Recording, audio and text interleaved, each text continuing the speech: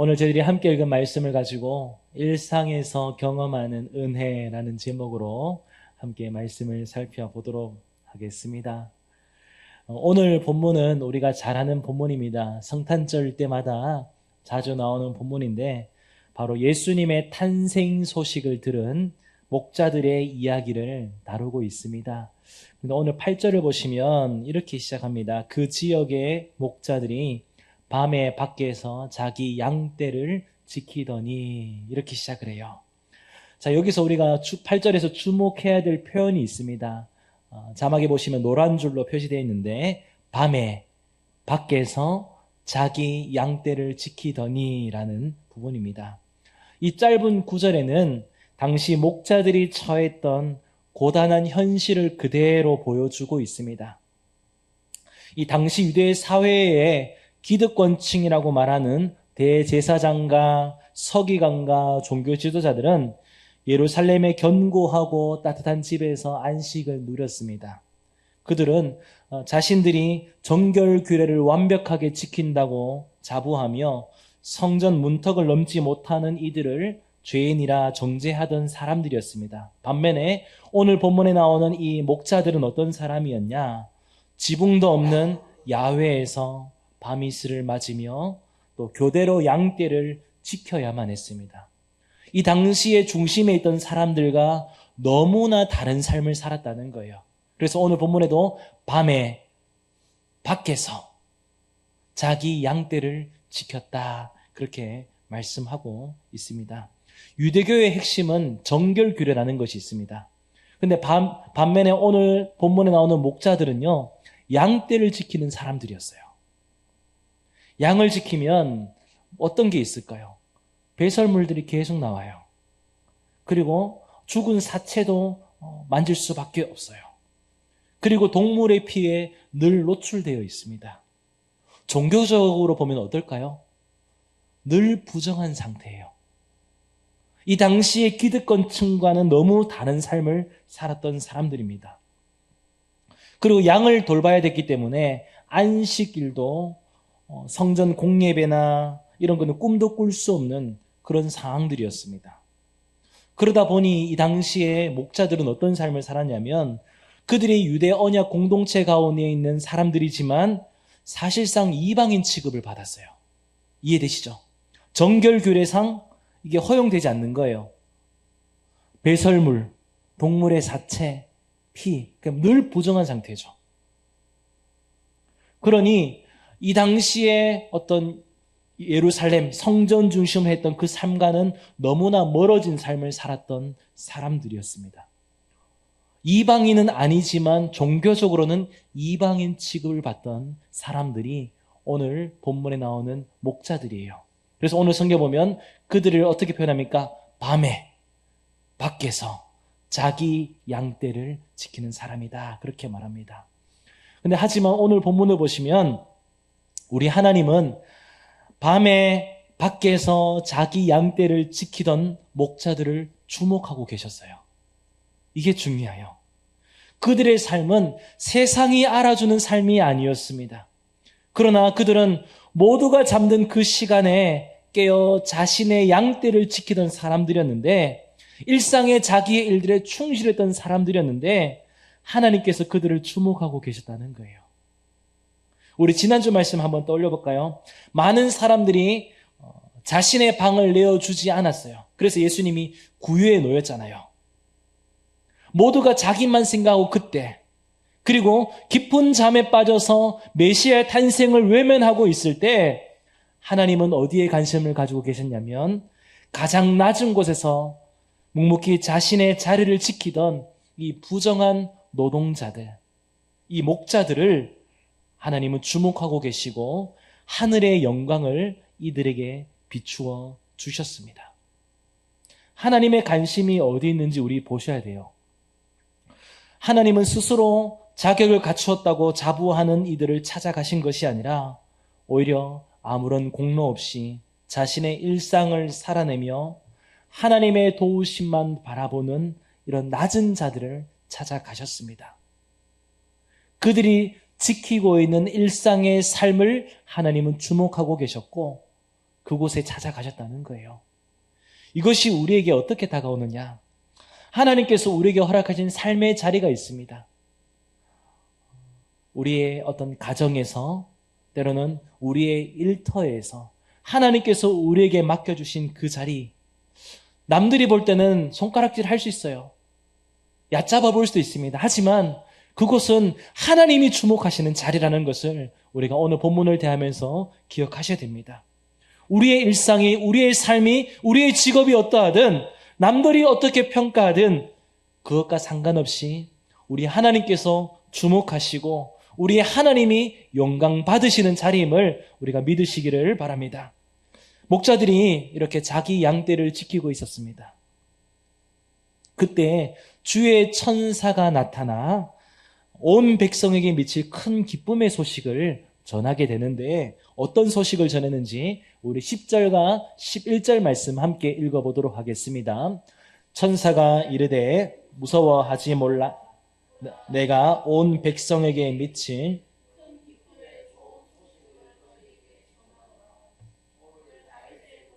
너희를 위하여 구주가 나셨으니 곧 그리스도 주시니라. 자, 천사가 전한 큰 기쁨의 소식은 무엇입니까? 다윗의 동네에 너희를 위하여 구주가 나셨다는 겁니다. 그리고 그분은 어떤 분이냐? 그리스도시며 주시다, 이렇게 말하고 있습니다. 자, 여기서 세 가지 표현을 좀 주목하셔야 됩니다. 첫 번째는 뭐냐면 구주라는 표현이고요. 두 번째는 그리스도라는 표현이고, 마지막으로 세 번째는 주라는 표현입니다. 구주라는 것은 우리가 잘 아는 것처럼 구원자라는 뜻을 가지고 있습니다.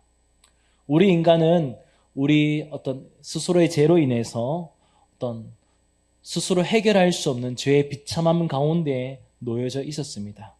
그런데 우리를 위해서, 우리를 이 죄의 문제 가운데 건져내어 주실 구원자가 오셨다. 오늘 그렇게 천사가 선언합니다.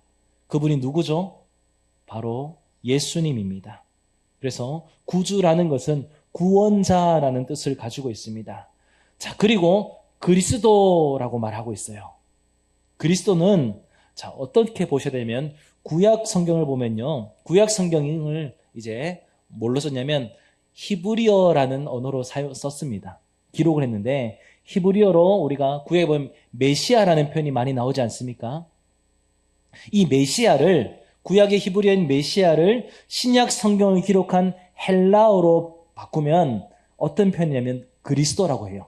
즉 메시아라는 표현은 헬라어로 그리스도라는 겁니다. 이해되시죠?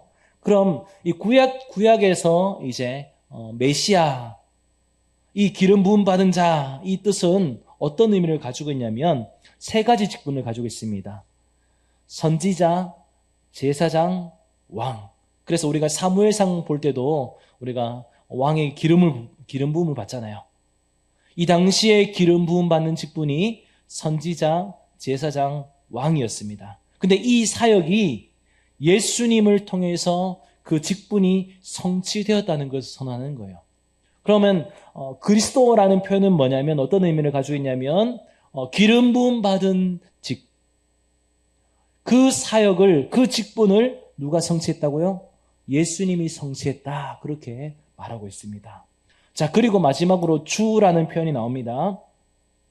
자, 주는 어떤 의미를 가지고 있냐면 우리가 이제 구약 성경 보면 여호와 하나님 이런 말 많이 하잖아요. 여호와. 자, 그런데 구약에서는요, 구약 당시에 사람들은 여호와 하나님의 이름을 말하는 이 여호와를 함부로 부르지 않았습니다. 너무나 거룩한 일이기 때문에 여호와라는 이름을 부르지 않고 뭘로 바꿨냐면 아도나이라고 바꿨어요. 아도나이. 이 아도나이가 뭐냐면 주라는 표현입니다. 근데 이 아도나이를, 구약의 히브리어인 아도나이를 신약의 헬라어로 바꾸면 큐리오스라고 하거든요. 이게 주라는 표현이에요. 즉 구약 사람들이 여호와 하나님을 부를 때 대신 불렀던 아도나이를 신약 성경 표현으로 바꾸면 주라는 표현이에요. 키리오스. 아도나이란 의미 자체가 주라는 뜻이거든요. 이 뜻을 이제 신약 성경의 헬라어로 바꾸면 큐리오스, 주라는 표현입니다. 그러면 주라는 의미는 어떤 의미를 가지고 있냐면 단순히 선생님 이런 표현이 아니라 하나님이라는 표현이라는 거예요. 주라는 표현이 뭐라고요? 하나님이라는 의미를 가지고 있습니다. 결국 천사가 예수님의 탄생을 놓고 세 가지로 말하죠. 구주, 그리스도, 주. 이게 지금 11절 한 절에 나와 있습니다. 이게 동시에 선포되었다는 것은 어떤 의미를 가지고 있냐면 수천 년간 이어온 이 하나님의 약속이 이제 한 아기를 통해서 성취되었다. 실제가 되었다는 의미를 가지고 있습니다. 그러면 이 탄생한 이 아기 예수님은 구약에서 예언되었던 구주시며 그리스도시며 참 하나님, 주가 되신다. 그렇게 전하고 있는 것이죠. 자, 그런데 더 중요한 게 있습니다. 이 구주가 되시며 그리스도가 되신 이 주님이 누구를 위해서 오셨는지 주목하셔야 돼요. 예수님이 누구를 위해서 오셨을까요? 11절에 이렇게 되어 있습니다. 너희를 위하여. 온 우주의 주인이신 하나님이 정결규례조차 지킬 수 없는 성전 밖으로 밀려났던 목자들을 향하여, 목자들을 위하여 이 땅에 오셨다. 그렇게 말씀하고 있습니다. 저는 설교를 준비하면서 그렇게 좀 묵상을 해봤어요. 이 소식을 들은 목자들의 마음이 어땠을까? 어땠을 것 같아요? 목자들은 누구도 알아주지 않는 비천한 직업입니다. 종교적으로 부정하다는 이유로 이방인 취급을 받았던 자들이었어요. 그런데 천사들이 하는 말이 뭡니까? 구주가 나셨고 그리스도며 주신 분이 누구를 위해서 오셨다고요? 너희를 위하여. 그 하나님이 나를 위하여 오셨다는 거예요. 너무 가슴이 벅차지 않았을까요? 사람들이 볼 때 손가락질하는 사람들이었어요. 손가락질 받던 사람들이에요. 아, 부정하다, 부정하다. 그렇게 취급받았던 사람들이었습니다. 그런데 하나님이 나를 위해서, 나를 구원하시기 위해서 오셨다. 이 얘기를 들으니 얼마나 설레었을까요? 얼마나 그 마음이 기뻤을까요? 하나님이 나를 위해 찾아왔다는 이 사실 때문에 그들은 가슴이 벅찼을 것입니다. 근데 아직 더 기쁜 소식이 남아 있습니다. 더 놀라운 선언이 14절에 있습니다. 우리 14절 말씀 함께 읽어보도록 하겠습니다. 지극히 높은 곳에서는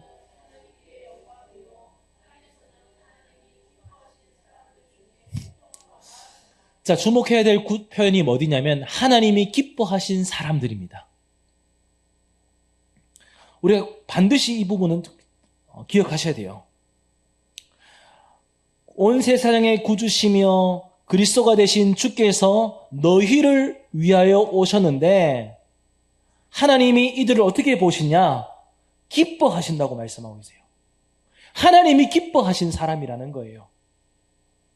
하나님이 나를 위해서 이 땅에 오신 것만으로도 감당할 수 없는 은혜인데 그 하나님께서 내가 너를 기뻐하기로 했다. 그렇게 말씀하고 있습니다. 이 기뻐하심은 어떤 자격이나 조건 때문에 기뻐하는 게 아니에요. 하나님의 전적인 의지이자 하나님의 무조건적인 선택입니다. 스스로 자격 없다 여기며 들판에 서 있던 목자들에게 하나님은 너희는 나의 기쁨의 대상이다. 그렇게 말씀하십니다. 은혜지 않습니까?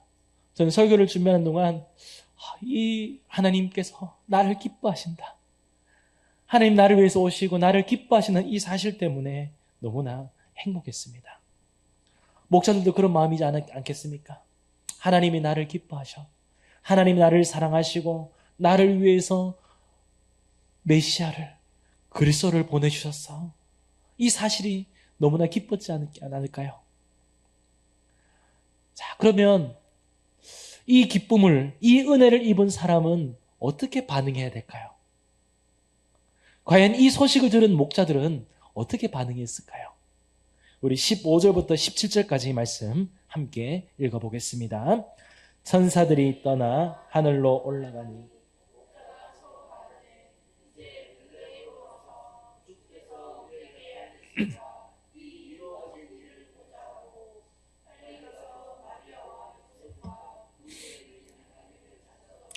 보고 천사가 자기들에게 이 아기에 대하여 말한 것을 전하니, 자, 하나님이 나를 기뻐하신다는 사실을 알게 된 이상 머뭇거리지 않았어요. 메시아의 탄생 소식을 들은 목자들은 지체하지 않고 천사가 알려준 대로 구유에 누워 있는 아기를 보기 위해 베들레헴으로 즉시 움직였습니다. 그래서 빨리 가서 이렇게 표현되고 있는 거죠. 자, 이 장면 우리가 좀 잘 보셔야 돼요. 목자들이 지금까지 무엇을 하고 있었죠? 양떼를 지키고 있었어요. 자기 양떼를 지키고 있었어요. 목자들에게 양떼는 어떤 존재입니까? 목숨을 걸고 지켜야 될 생계의 전부입니다. 단순히 양떼가 아니라 생계가 달린 문제예요. 근데 그 소중한 양떼를 두고 빨리 예루살렘으로 달려갔습니다. 어떻게 해석해야 될까요? 어떻게 이것이 가능한 일일까요? 구주의 나심이 도대체 얼마나 큰 기쁨이길래 이렇게 파격적인 행동을 하고 있었을까요? 8절에 봤던 것처럼 목자들은요, 밤에도 잠을 자지 못하고 교대 근무하면서 양떼를 지켜야만 했던 사람들입니다. 근데 그 양떼를 두고 지금 어디로 갑니까? 베들레헴으로 달려가고 있어요. 어떻게 이런 행동을 할 수 있을까요? 지금까지 목자들은 내가 밤을 새워 양떼를 지켜야만 내 인생이 유지된다고 믿었던 사람들입니다. 우리도 그렇지 않습니까? 내가 잠을 줄이고 내가 좀 더 치열하게 뛰어야만 내 가정이, 내 미래가 지켜질 것이라고 정정긍긍하며 살 때가 너무나 많습니다. 하지만 구주가 되시며 그리스도가 되신 주님이 나를 위하여 이 땅에 오셨다는 소식과 그 하나님이 나를 기뻐하신다는 이야기를 듣는 순간 목자들의 삶의 기준이 바뀌어버렸어요. 내 양떼를 지키는 분도, 내 인생의 칠흑 같은 어둠을 밤을 지키는 분도 내가 아니라 바로 오늘 나신 구주이심을 깨닫게 된 거예요. 복음을 듣는 순간, 주님이 나를 위해서 이 땅에 오셨고 주님이 나를 사랑하시는 이 소식을 듣는 순간 삶의 기준이 바뀌어버렸다는 거예요. 그래서 목자들은 이제 자신의 양떼를 하나님께 맡기고 말씀의 실제가 되신 주님을 보기 위해 예루살렘으로 달려간 것입니다. 이 달려간 것은 어떤 의미겠습니까? 내가 내 양떼를 붙들고 있을 때보다 하나님께 맡기고 달려갈 때 그것이 더 안전하다는 믿음의 고백입니다. 제가 지난 주일 설교하면서 주일 성수를 하나의 예로 들었습니다. 우리가 주일 예배를 지키는 이유가 뭡니까? 하나님을 예배하는 것도 있지만 우리의 믿음의 고백이에요. 내가 내 삶을 아둥바둥 지켜지는 것보다 하나님께 맡기는 것, 내 삶의 주인이 하나님이시다고 맡기는 고백이지 않습니까? 오늘 양떼를 지키는 목자들도 자기 양떼를 두고 베들레헴으로 주님께 달려간 것은 뭡니까? 내 양떼를 내가 지키는 것이 아니라 하나님이 지켜주신다는 믿음의 고백으로 달려나간 것입니다. 사랑하는 성도 여러분, 우리의 삶에도 이런 고백이 있어야 되지 않겠습니까? 내 삶을 내가 책임져야 되는 생각을 버리고 진짜 내 삶의 주인이신 하나님께 맡기는 것입니다. 우리도 그렇게 살아야 될 줄 믿습니다. 자, 목자들은 이제 천사가 알려준 대로 이제 찾아가서 마리아와 요셉 그리고 구유에 누인 아기를 보았습니다. 그리고 이제 천사가 자신들에게 전해준 아기에 대해서 구주 그리스도 주시다 이 이야기를 누구에게 전했냐? 마리아와 요셉에게 그대로 전달해 주었습니다. 그러니까 복음을 전한 거예요. 자, 그냥 전했구나 이렇게 넘기시면 안 돼요. 이거 아주 놀라운 장면입니다. 세상에서 손가락질 받고 인정받지 못했던 목자들이 지금 무엇을 하고 있죠? 온 인류의 구원할 메시아의 탄생을 알리는 최초의 증인이 되었습니다. 자격 없는 나를 기뻐해 주시고 찾아와 주신 것만으로도 눈물나게 감사한 일인데 하나님께서 이제 그들을 무엇으로 사용하시느냐? 복음을 전하는 증인으로 사용하셨어요. 하나님의 복음, 이 영광을 전하는 통로로 세워주셨다는 거예요. 우리 하나님 정말 대단하지 않습니까? 세상에 지혜 있는 자들이 아니라 들판에 있는 목자들을 통해서 하나님의 나라가 시작되었다는 것을 선포하게 하셨습니다. 자, 그렇다면 우리에게도 기대와 희망이 있습니다. 하나님께서 저에게, 우리에게, 부족한 우리에게도 복음을 전할 수 있는 은혜를 허락해 주셨습니다. 자격이 있어서 전하는 거 아니에요. 뭔가 특별해서 전하는 거 아니에요.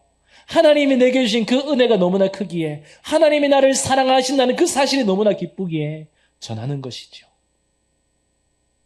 그래서 목자들은 천사들이 자신에게 알려준 이 복음을 최초로 전하는 증인이 되었습니다.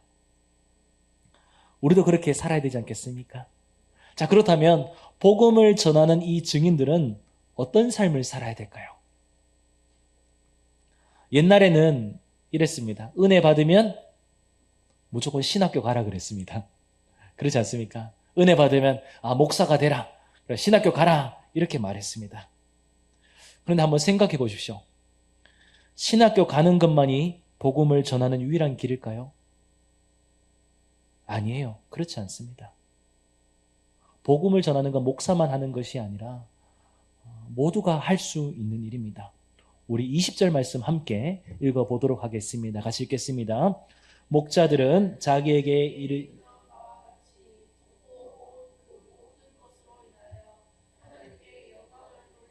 찬송하며 돌아가니라. 아멘. 자, 목자들 어떻게 했다고요? 자기들에게 이르던 바와 같이 듣고 본 모든 것으로 인하여 어떻게 한다고요? 하나님께 영광을 돌리고 찬송하며 돌아가니라. 어디로 돌아간 거예요? 양떼로 다시 돌아간 거예요. 자기 삶의 현장으로 돌아갔습니다. 메시아의 탄생을 최초로 증인했던 이 목자들이 어디로 갔다고요? 화려한 성전이 아니에요. 그들은 자신이 원래 있던 곳, 여전히 양냄새 나는 찬바람이 부는 들판으로 돌아갔습니다. 주목해야 될 사실은 목자들의 삶이 바뀌지 않았다는 거예요. 하나도 변하지 않았습니다. 여전히 가난한 목자들이었고 생존을 위해 밤을 새며 밖에서 양떼를 지켜야만 했습니다. 하지만 그곳에서 무엇을 하고 있죠? 하나님께 영광을 돌리고 찬송하고 있어요. 자, 우리가 읽는 성경은 잘 표현이 안 되는데 성경 원문을 보면 어떻게 되냐면요.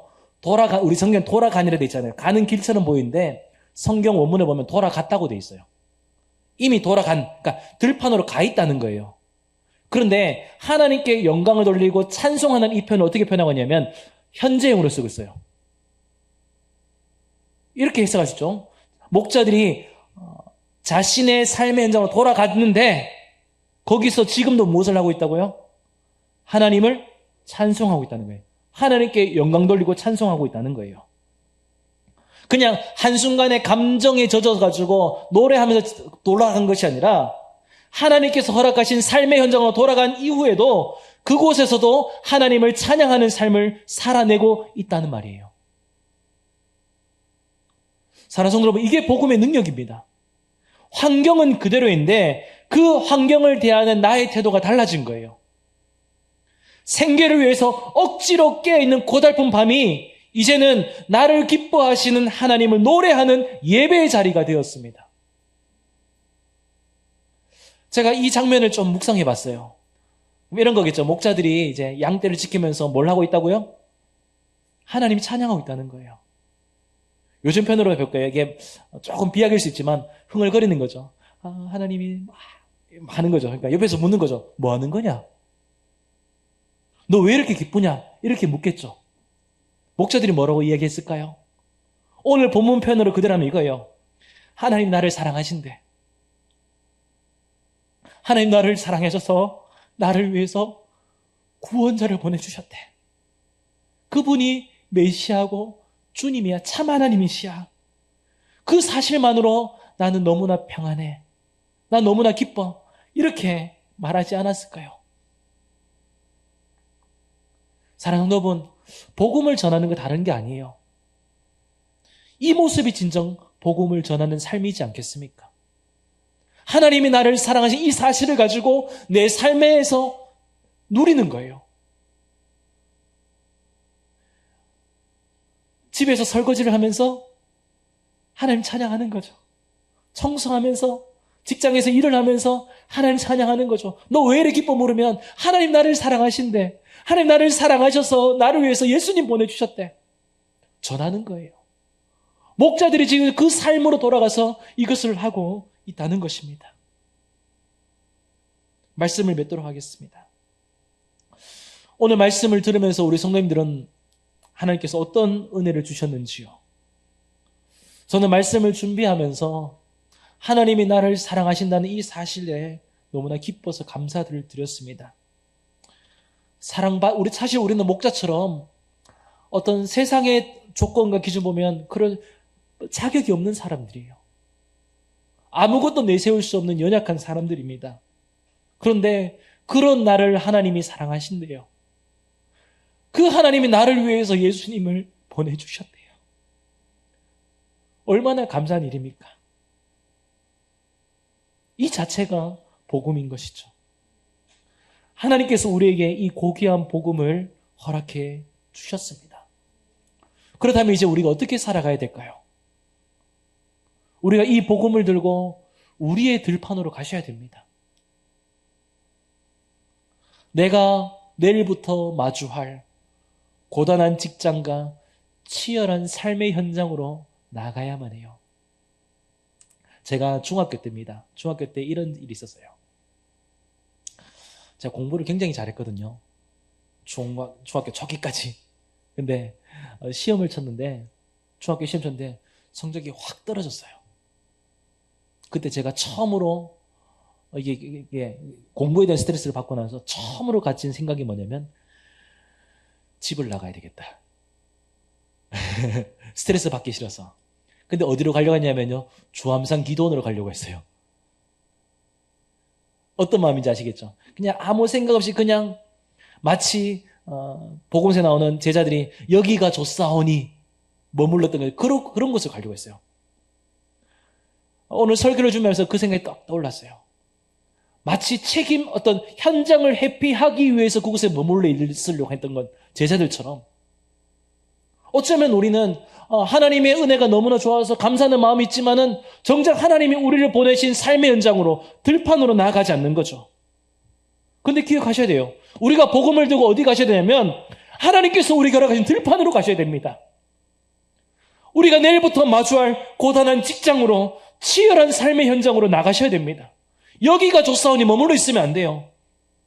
왜요?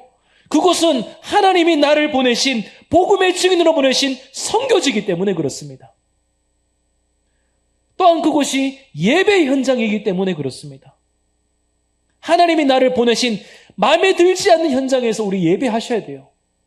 그곳에서 복음의 증인으로 사셔야 됩니다. 거기서 내 기분, 내 감정대로 살아가시면 안 돼요. 그곳에서 나를 사랑하신 하나님을 경험하면서 하나님을 전하는 삶을 살아내셔야 됩니다. 물론 힘들지요. 고통의 자리일 수도 있습니다. 속이 뒤집어질 수도 있습니다.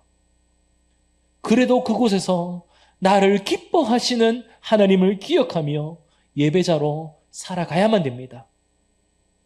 우리 그렇게 살아가지 않으시겠습니까? 분명한 것은 우리 하나님께서 우리가 서 있는 그 자리에 함께 계시고 우리의 삶을 통해 영광 받으신다는 거예요. 우리가 그 하나님을 기억하며 우리의 일상에서 부어주시는 그 하나님의 은혜를 경험하고 우리의 삶으로, 찬송으로 하나님께 영광 돌리는 저와 우리 성령 되시기를 주님의 이름으로 축복합니다.